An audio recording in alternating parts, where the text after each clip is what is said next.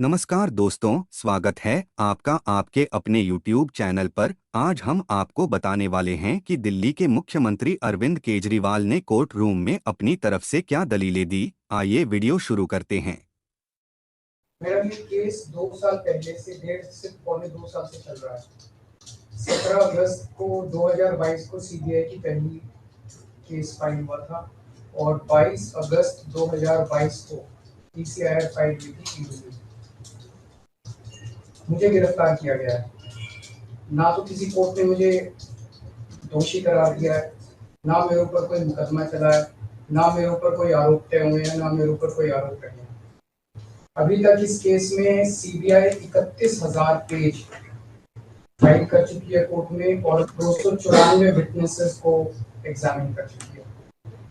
ED लगभग 162 witnesses को examine कर चुकी है और 25,000 पेजेस फाइल कर चुकी है। इन सारे विटनेसेस और सारे कागजों को मिला के मुझे क्यों गिरफ्तार किया गया है? मेरा नाम सीधे सीधे 4 स्टेटमेंट्स में आता है, वो मैं आपके सामने रखने की इजाजत चाह रहा हूँ। तो मेरा चार्ज क्या आता है? पहला, सी अरविंद मनीष सिसोदिया जी के सेक्रेटरी थे। उन्होंने ये कहा है, स्टेटमेंट दिया है कि एक दिन मेरे घर में मेरी मौजूदगी में मनीष सिसोदिया जी ने उनको कुछ एक्साइज के डॉक्यूमेंट्स हैंड ओवर किए। That's it madam. उन्होंने ये नहीं कहा कि मेरी मौजूदगी में पैसे दिए, कोई ऐसा कोई आरोप नहीं है। मेरी मौजूदगी में सी अरविंद को मनीष सिसोदिया जी ने एक्साइज के कुछ डॉक्यूमेंट्स।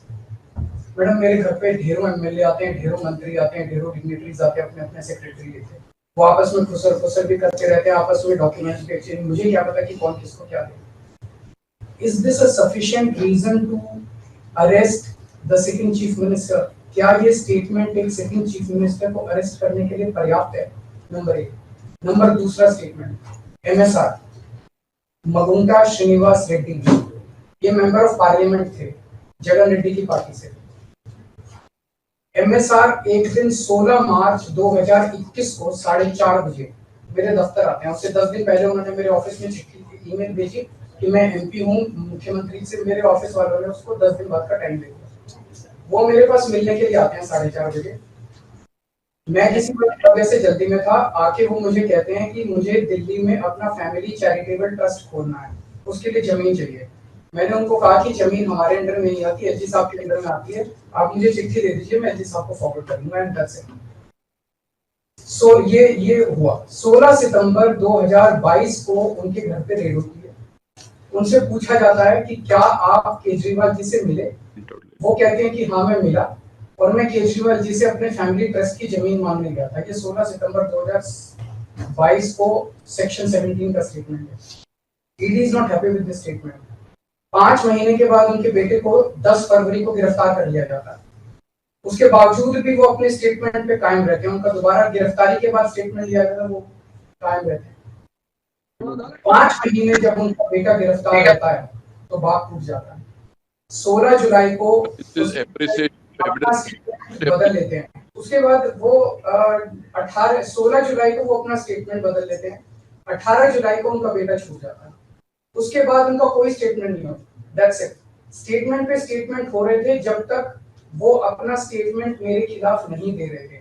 जैसे उन्होंने मेरे खिलाफ स्टेटमेंट दिया, बेटा भी छूट गया, स्टेटमेंट होने भी बंद हो गए और 3 अक्टूबर को उनका माफीनामा भी हो गया।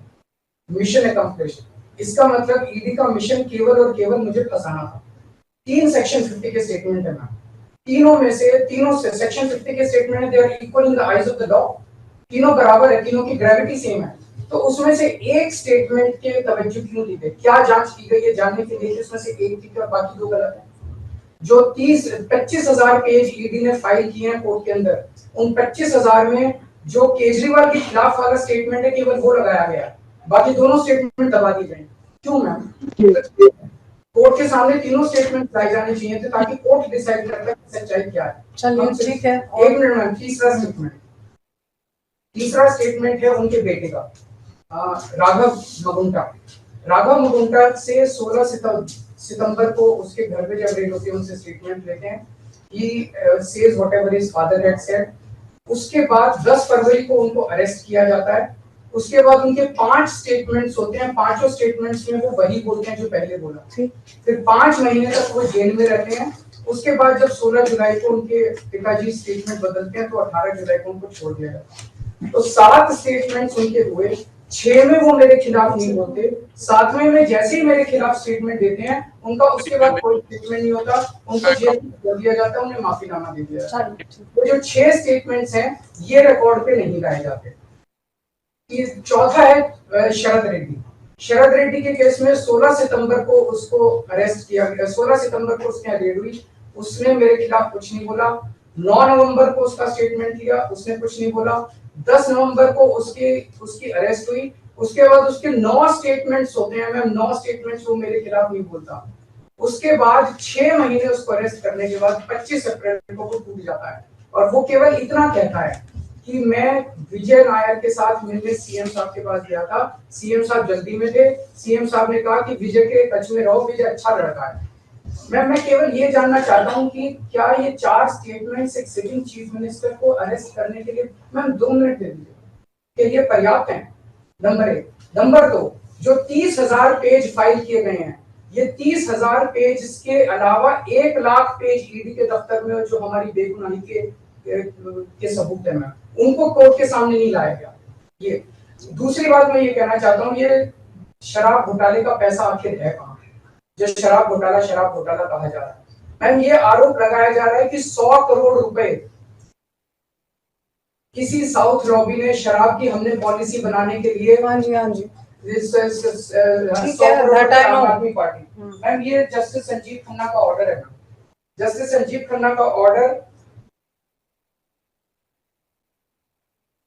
Ma'am page 22 para 12, the assertion in the complaint filed by DOE that kickback of rupees 100 crore was actually paid by liquor group is a matter of debate।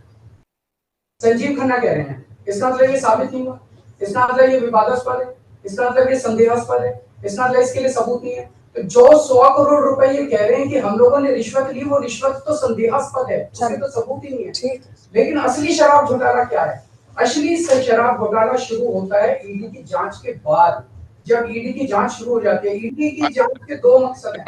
एक स्मोक स्क्रीन क्रिएट करना पूरे देश के सामने, आम आदमी पार्टी ने चोरी की है, आम आदमी पार्टी भ्रष्टाचारी है, आम आदमी पार्टी ने शराब घोटाला किया, और उसके पीछे एक्सटॉर्शन रैकेट करना जिसके जरिए वो एक्सटॉर्शन रैकेट करना जिसके जरिए वो पैसे इकट्ठे कर रही है। मैं आपको सबूत दे रहा हूँ।